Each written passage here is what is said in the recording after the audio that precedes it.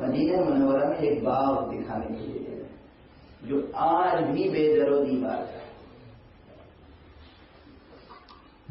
اور ان کا اس جگہ کو آپ دیکھ رہے ہیں. میں نے کہا جی جس سال جنت البقیع کا انہدام ہوا اس سال تک یہاں عشرہ محرم ہوا کرتا تھا.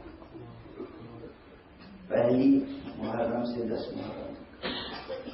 معلوم تھا کہ مدینے کے رہنے والے جو اصل شیعہ اثنا عشری حضرات ہیں وہ یہاں آتے ہیں اور عشرہ کرتے ہیں. حکومت نے اس سال پابندی لگا دی کہ اب اس سال یہاں مجلس آزاد نہیں.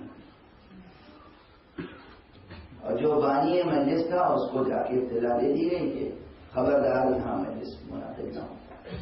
اس نے اپنے دوستوں ساتھیوں کو عزیزوں کو رشتہ داروں کو بتا دیا کہ بھائی ہم مجبور ہیں کسی صورت سے اس سال عزاداری نہیں ہو سکتی. یہ آپ سب کے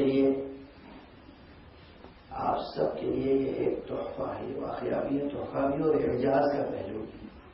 معجزہ فلسفہ معجزے کا کل بیان کروں گا. دعا و فلسفہ معجزے کا موضوع ساتھ ساتھ چلے گا انشاءاللہ کل سے. لیکن آج صرف ایک فطرہ یہ سمجھیں کہ خود یہ پوری عزاداری اور ہماری مجلس و ماتم یہ خود مکمل ایک دعا و مناجات ہے. جیسے میں نے کہا اس سے زیادہ مؤثر تحریک اصلاح وجود نہیں رکھتی ہے. اس سے زیادہ مؤثر کوئی دعا وجود نہیں رکھتی. یہ خود دعا ہے.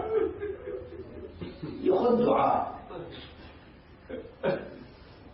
نام حسین علیہ السلام کا لیتے ہیں, فضائل پڑھتے ہیں, مسائل پڑھتے ہیں اور اس کے بعد دعا کرتے ہیں. اگر کوئی دعا نہ بھی کریں ہم, کوئی شخص اگر فرش ادا پر آیا ہے کوئی حاجت لے کر, اور جو رہے اسے لکھ لیجیے گا, ذمہ داری میری, کوئی حاجت لے کر آیا ہے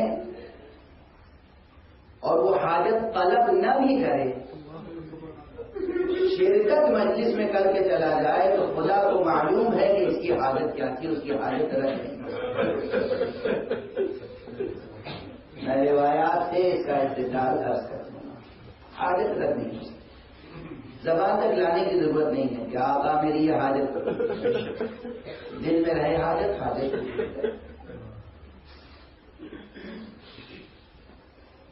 اعجاز کا پہلو یہ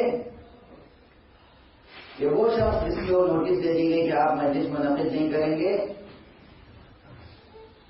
اس نے اپنے تمام افراد کو اطلاع دے دی کہ مجلس نہیں ہوگی اس سال.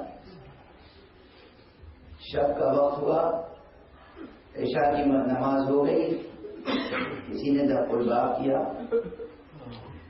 اس نے دروازہ کھولا تو 2 شخصیتیں ہیں جنہیں وہ بظاہر پہچانتا ہے, مگر نورانیت اتنی ہے, کشش ایسی ہے کہ دل کھینچا چلا جاتا. ایک شخصیت ذرا فاصلے پر ہے, اس میدان کے وسط میں درمیان میں کھڑی ہوئی, گھوڑے پر سوار. دوسرا شخص دروازے پر ہے, گھوڑے پر سوار. اور اس نے پوچھا کہ کیا مجلس نہیں کرو؟ آپ کون ہیں؟ بس ہم تو عزادار حسین ہیں. بتاؤ مجلس کرو گے؟ کہا کہ ہم مجبور ہیں, ہم مجلس کر نہیں سکتے, حکومت نے پابندی عائد کر دی ہے. کہا نہیں ایسا نہ کرو, تم مجلس کرو, ہم حفاظت کریں. اس نے کہا آپ کون ہیں, کیا ضمانت ہے کہ آپ حفاظت کر سکیں؟ کہا اگر اصرار کرتے ہو تو کسی سے بیان نہ کرنا, مگر تم اسی وقت اعلان کر دو عشرہ ہوگا, مجلسیں ہوں گی, حفاظت ہم کریں گے. میں سلمان فارسی ہوں, وہ علی ابن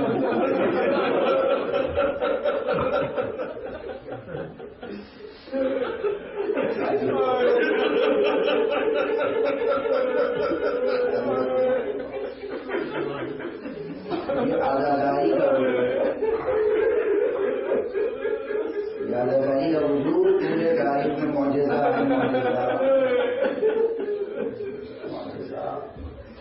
علی حفاظت کرتے ہیں, حسین خود حفاظت کرتے ہیں, عباس حفاظت کرتے ہیں, سلمان فارسی حفاظت کرتے ہیں, ابو ذر حفاظت کرتے ہیں. کون کون حفاظت کرتے ہیں؟ انبیاء آپ کی حفاظت کرتے ہیں, ملائکہ آپ کی حفاظت کرتے ہیں. آزاداری پوری معنویت کے ساتھ, پورے اخلاص کے ساتھ. داری پورے اخلاص کے ساتھ ہونا چاہیے، پورے اخلاص کے ساتھ. بس وہ تو ختم کر رہا ہے.